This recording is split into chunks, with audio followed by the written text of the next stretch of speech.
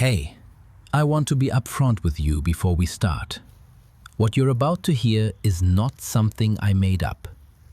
I know the girl this happened to.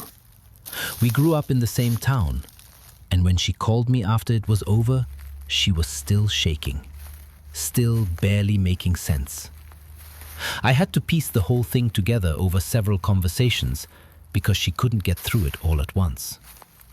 So I'm going to tell you her story the way she told it to me, in her words, as close as I can get. Pay attention to the details, because the details are what make this so hard to forget. Her name is Sarah. She was 24 years old when this happened, and she was the kind of person who genuinely loved being alone in the woods. Not in a dramatic survivalist way, not in the way people romanticize when they've never actually done it. She just loved the quiet. She loved the weight of a good pack, the burn in her legs on a long uphill, the way the world simplified itself when you stripped away everything except walking and breathing and watching the light change through the trees. She had been hiking solo since she was 18. Weekends in state parks at first, then longer trips, then real backcountry. She kept a detailed journal of every trail she had ever done. Distances, elevations, campsites, weather conditions. She treated it like a project, like something worth documenting carefully. By the time she was 24, she had logged over 800 miles of solo trail across 6 different states. The Northville Placid Trail in the Adirondacks had been on her list for 2 years. 90 miles of backcountry through some of the most remote forest in the northeastern United States. No cell service for most of the route. No staffed shelters. Just the trail, the trees, and whatever you carried on your back. She had planned the trip for months. She wasn't doing the whole trail, just a 50-mile section over 5 days, starting on a Thursday in late September when the crowds had thinned and the leaves were just beginning to turn. She told me she had never felt more prepared for anything in her life. She had the right gear, the right food, the right maps. She had filed her itinerary with the local ranger station and left a copy with her roommate back home. She had done everything a careful, experienced solo hiker should do. The first day was perfect. She described it to me as almost unrealistically beautiful. The sky was that particular shade of deep blue you only get in early autumn in the northeast. The air was cold enough to see her breath in the morning, but warm enough by midday to hike in a light fleece. The leaves were just past peak color, still hanging on, gold and rust and the occasional stubborn green. The trail was empty. She didn't see another person all day. That was exactly what she wanted. She covered 14 miles before setting up camp in a small clearing about 30 yards off the main trail. Good flat ground, a nearby stream for water, dense tree cover that made the side invisible from the path unless you were specifically looking for it. She had camped in hundreds of spots like it. She set up her tent, filtered water from the stream, cooked a simple meal on her camp stove, and wrote 3 pages in her journal before the light faded completely. The forest at night in the Adirondacks is a specific kind of dark.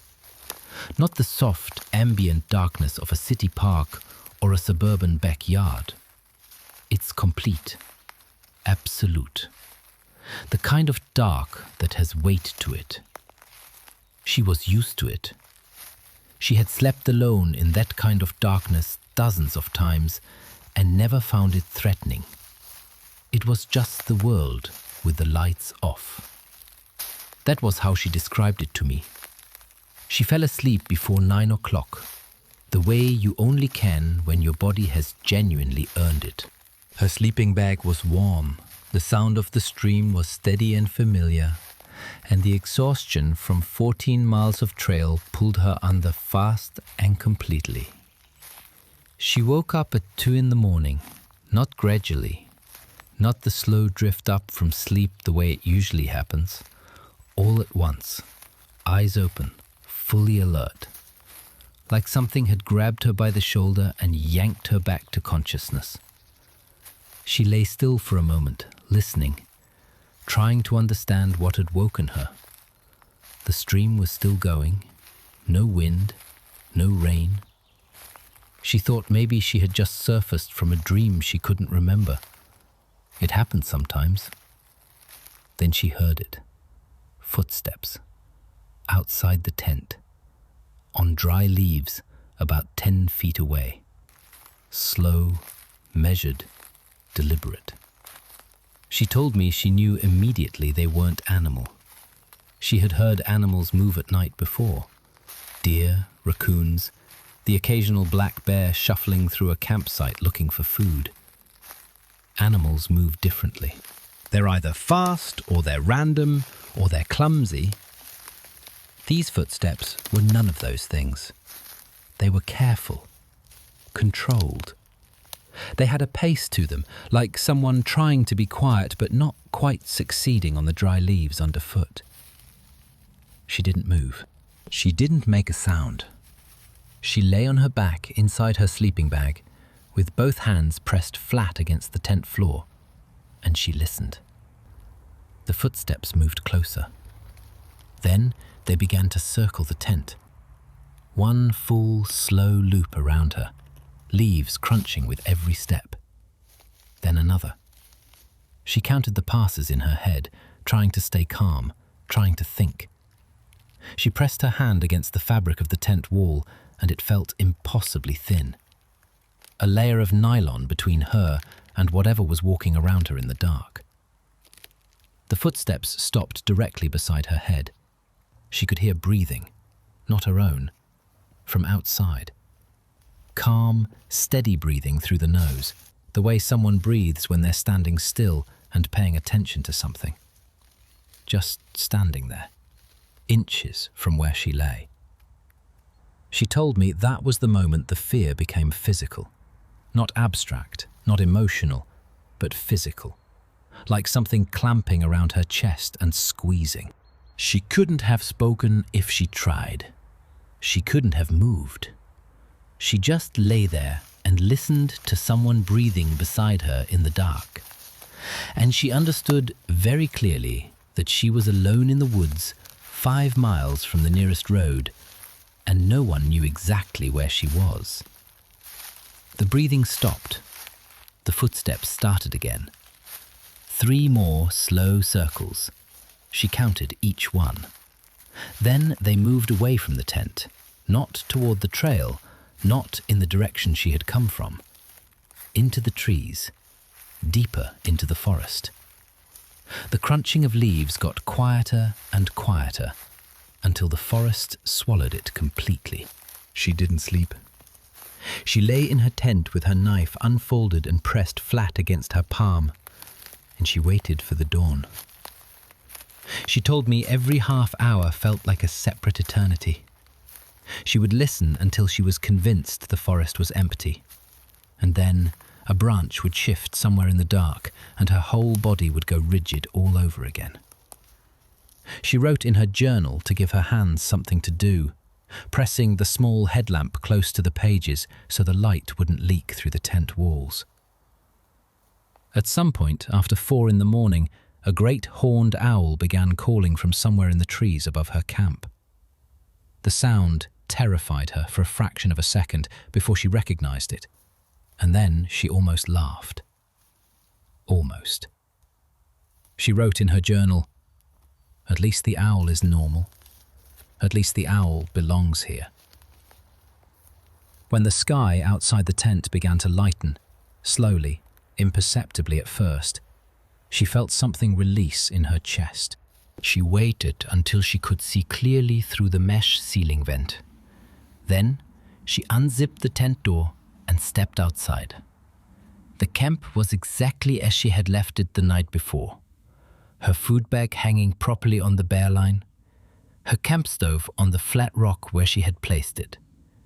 Her boots set neatly outside the tent door. Nothing disturbed. Nothing moved, except for the footprints. She saw them in the soft earth beside the tent. Bare feet, human-sized but somehow wrong in proportion, wider than they should have been, the toes splayed and pressing deep into the mud. She followed them with her eyes, a clear circle around the tent. She counted the tracks carefully, the way she counted everything. 6 separate passes, maybe 7. The prints overlapped in some places, pressed into the same ground by the same feet, making the same circuit over and over in the dark. No shoes, no boots. Bare feet in the Adirondacks in late September at 2 in the morning. She looked at the tree line where the prints led away from her camp. The forest looked completely ordinary in the morning light. Trees and undergrowth, and the thin path she had made walking to the stream. Nothing moved. She packed in under 10 minutes. She didn't eat. She didn't filter water. She simply dismantled her tent, shoved everything into her pack without organizing any of it, and started walking. Not toward the next campsite on her planned itinerary. South, toward the trailhead, 13 miles away. She told me the forest felt different in the daylight. Not safe, just different. Like the darkness had been a specific condition that allowed something specific to happen, and now that condition had lifted. But she couldn't convince herself that whatever had circled her tent the night before was gone. She couldn't convince herself that it only operated at night. She didn't know enough about it to convince herself of anything.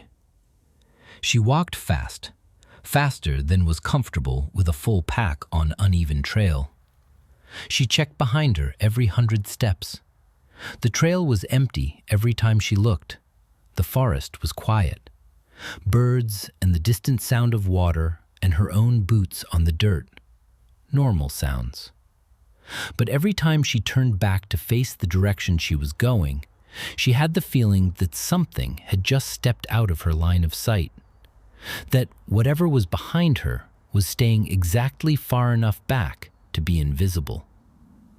She was 4 miles from her previous campsite, somewhere around mile 8 of her push south, when she saw the tree. It was about 10 feet off the left side of the trail, a mature birch with pale bark that stood out against the darker trunks around it. She saw it because the bark was different from this side, marked, scratched. She stopped walking. She stood on the trail and stared at it. Then she stepped off the path and walked toward it. The words were carved at eye level.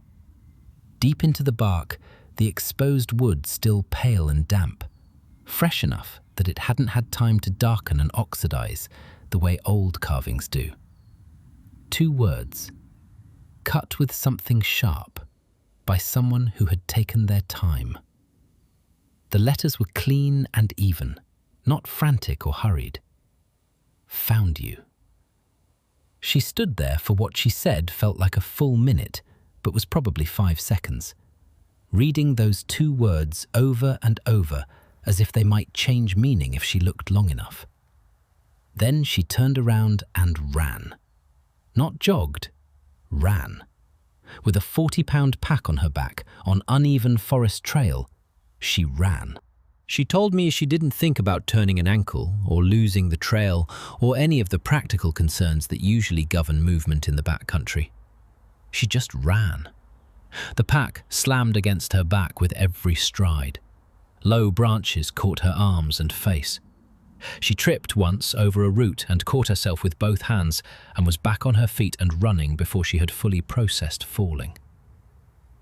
When she couldn't run anymore, she walked as fast as her legs would carry her. When she had to stop to breathe, she pressed her back against the nearest tree and faced the trail behind her and watched the empty path until her lungs recovered enough to move again. She never saw anyone. The trail was completely empty in both directions for as far as she could see. The forest around her showed nothing. No movement. No sound that didn't belong. Just the ordinary, indifferent silence of trees and wind and the occasional bird. She told me that was the worst part, not seeing anything, because it meant she couldn't assess the threat. She couldn't measure the distance between herself and whatever had carved those words. She couldn't determine if it was following or waiting or simply gone. She had no information except those two words and the bare footprints in the mud and the memory of breathing outside her tent in the dark. And none of that told her how much danger she was still in. She reached the trailhead parking lot at 2 in the afternoon.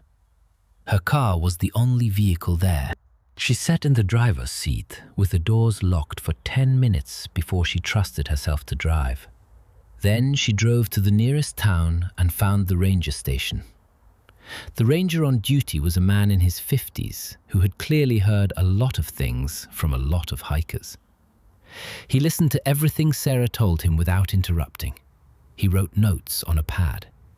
He asked her to describe the footprints and the carving and the location as precisely as she could. He was professional and calm, and she was grateful for both of those things.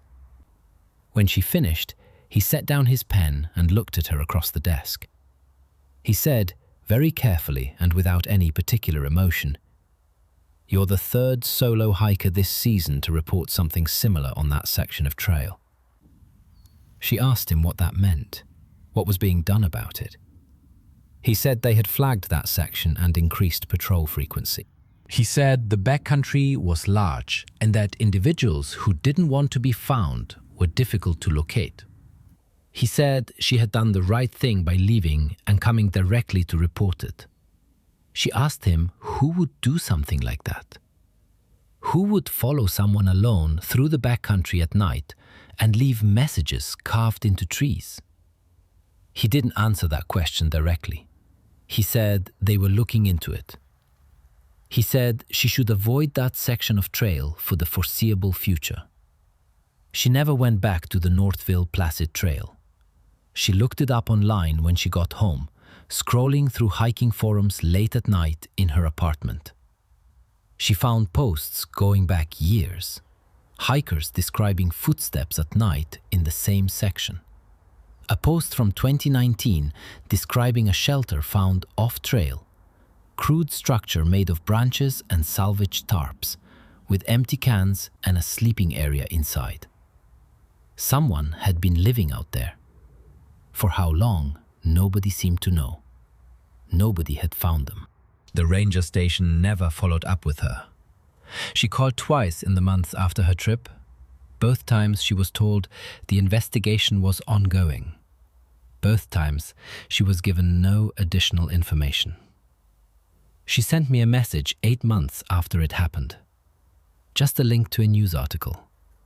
A hiker had gone missing on the northern section of the Northville Placid Trail. The search had been ongoing for 11 days. No trace found. The article mentioned that it was the second disappearance from that trail in 3 years. She didn't write anything else, just the link.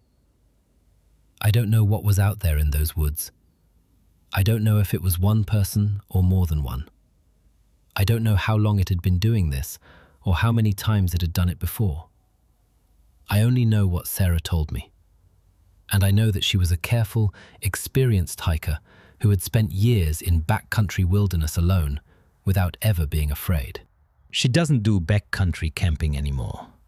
She hikes day trails now, well-marked paths with other people on them, with parking lots visible from the summit, with a clear and easy route back to her car before dark.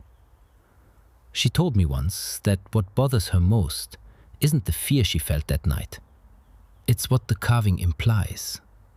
Found you. Not found someone. Not random words left for anyone who might pass by. Specific. Directed. The use of the word you. That means she was being tracked before she even set up camp. That means whoever left those footprints knew where she was before she knew she wasn't alone. That means somewhere between the trailhead and that campsite, someone had marked her as a target and followed her in, waited for dark, and spent hours walking circles around her tent in the cold September night while she slept. And then walked back into the trees and waited to see what she would do next. She still doesn't know what would have happened if she had unzipped that tent door.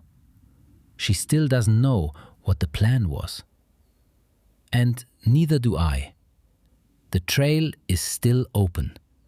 People are hiking it right now, probably. People are setting up camp in clearings off the path, hanging their food bags, crawling into their tents, and falling asleep to the sound of the stream. And somewhere in those trees, in the part of the Adirondacks that the rangers call flagged but never fully explain, something is still out there, still watching, still patient, still waiting for the right moment to let someone know that they were never as alone as they thought they were. Before we go, if anything like this has ever happened to you on a trail, leave it in the comments. I want to know. I think a lot of people need to know. And if you're planning a solo backcountry trip this season, I'm not saying don't go. I'm saying pay attention to what wakes you up at 2 in the morning. Because sometimes your instincts know something your brain hasn't caught up to yet. Stay safe out there. I'll see you in the next one.